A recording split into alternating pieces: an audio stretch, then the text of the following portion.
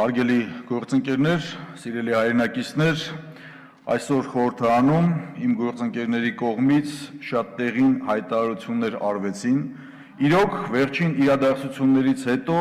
դա բնական էր, որ մեծամասնությամբ, եթե ոչ կարելի ասել, բոլոր падգամավորների մտահոգությունները եւ վերլուծությունները նույնաբովանդակ էին եւ նույն իրադարձությունների հետ էին կապված։ Հարգելի գործընկերներ, ես ուզում եմ եւս անդրադառնալ վերջին իրադարձությունների հետ կապված, բայց այլ համատեքստում եւ հետեւություններ անելով առաջիկա գործողությունների հետ կապված գնահատականներ տալով իրավիճակը հենց հիմիկվա ժամանակահատվածում ֆիքսելով եւ անցնել առաջ, եթե իրական նվաճումներ եւ հաղթանակներ ենք ուզում անել, պետք է միանշանակ հետեւություններ անենք։ Հարգելի ընկերներ, մեզանից շատերը կարևորում են այն զոհված ընտանիքների զինծառայողների ընտանիքների բարեկեցությունը եւ այն օժանդակությունը, որ պետք է լինի։ Դա միանշանակ է, երկրորդ կարծիք չկա։ Մեզանից շատերը ասում են 18 տարեկան այն երիտասարդները, ովքեր որ խրամատում են գտնվում, աննախադեպ հոգու վճռականություն դրսևորեցին, դա էլ է միանշանակ։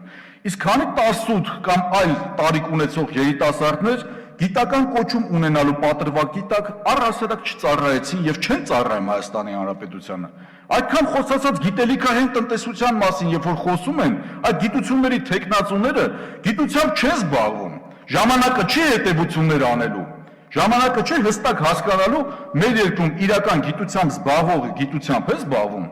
Ռազմական, ռազմահայրենասիրական հայտարարություններ անող մարդկանցից շատերը ընկերներ սկի չեն էլ ծառայել։ Արցախի տեղը դուսգյունի չգիտեն, խրամատը չեն էլ պատկերացնում ինչ ձևի է լինում, բայց այնպիսի հայտարարություններով են հանդես գալի, կարծես թե հնարավորություն իրանց ընձեռեն շատ կարճ ժամանակահատվածում աննախադեպ ռազմական գործողություններ կփորձեն իրականացնել։ Հարգելի ներկաներ, ավելի քան ժամանակն է եկել սթափվելու,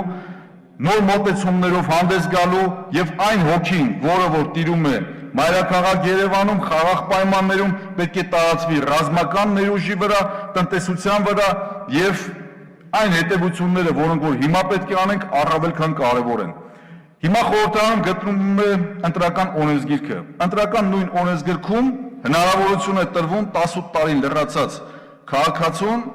ավականու հավակնություններ ունենալու Երևան քաղաքում, Գյումրիում, Վանաձորում։ Հարգելի ընկերներ, այս բաց չի, այս խնդիր չի նաև իրավական հարթությունում, երբ որ 18 տարին լրացած կարող է դառնալ ավականի հետագայում նաև իրավական հարթությունում այդ հնարավորությունը այնուամենայնիվ ընձեռնվում է, կարող է դառնալ քաղաքապետ։ Բայց եթե նա երիտասարդ է, տղամարդ է, բանա չի ծառայելու։ Այս բաց այս խնդրի մասին ոչ ոք չի ուզում խոսել։ Սրա մասին ով է մտածում։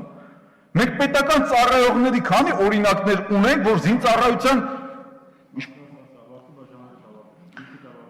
Ես ընդհանուր առմամբ այս հարցերի հետ կապված ուզում եմ ասել, քանի որ ժամանակը չի հերիքում, որ թե օրենսդրական, թե իրավական հարթությունում, թե քաղաքական հարթությունում հետևություններ արել ենք եւ հետևողական ենք լինելու, որպեսզի այս մտքերը մեր իրականության մեջ դառնան բոլորի համար կարծրատիպ։ Շնորհակալություն։